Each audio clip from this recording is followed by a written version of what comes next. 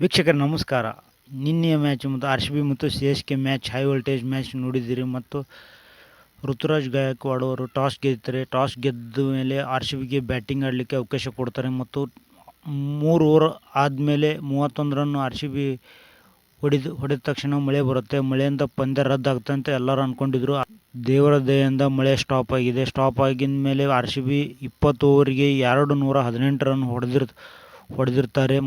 ಮತ್ತು R C B team ಅದ್ಭುತ bowling ಹಾಗೂ ಫೀಲ್ಡಿಂಗ್ನಿಂದ ಗಮನ ಸೆಳೆದಿದೆ. ಫ್ಯಾಫ್ ಡು ಪ್ಲೆಸಿಸ್ ಅವರು ರನ್ಔಟ್ ಆದ ಕಾರಣ ಅಷ್ಟು ಒಳ್ಳೆ ಬ್ಯಾಟಿಂಗ್ ಆಡಿದ್ದಾರೆ ಮತ್ತು ಅದ್ಭುತವಾಗಿ ಆರ್ ಸಿ ಬಿ ಕೊನೆಗೂ ಪ್ಲೇ ಆಫ್ ಅಂತ ಹೋಗಿದೆ. ಸತತ 6 ಮ್ಯಾಚ್ ಹೊಡೆದು ಆರ್ ಸಿ ಬಿ ಪ್ಲೇ ಆಫ್ಗೆ ಹೋಗಿರುವ ಮೊದಲನೇ ತಂಡ ಅಂತ ಅನಿಸ್ಕೊಂಡಿದೆ. ಸತತ 7 ಮ್ಯಾಚ್ ಸೋತು ಅಲ್ಲಿಂದ 6 ಗೆದ್ದು ಆರ್ ಸಿ ಬಿ ಪ್ಲೇ ಆಫ್ಗೆ ಹೋಗಿದೆ. ಸಿ ಎಸ್ ಕೆ ಅವರನ್ನು ಸೋಲಿಸಿ ಇನ್ನು IPL ಕಪ್ ಹೊಡಿಬೇಕೆಂದರೆ ಇನ್ನು ಕೇವಲ 3 ಪಂದ್ಯ ಆರ್ ಸಿ ಬಿ ಹೊಡೆದ್ರೆ ಈ ಸಲ ಕಪ್ ನಮ್ಮದೇ ಅಂತ ಹೇಳಕ್ಕೆ ಇಷ್ಟಪಡ್ತೀನಿ. ಮತ್ತು ನಿನ್ನೆ ಮ್ಯಾಚ್ ವಿರಾಟ್ ಕೊಹ್ಲಿ ಅವರು ಅಗ್ರೆಸಿವ್ ಆಗಿ ಆಟ ಆಡಿದರು.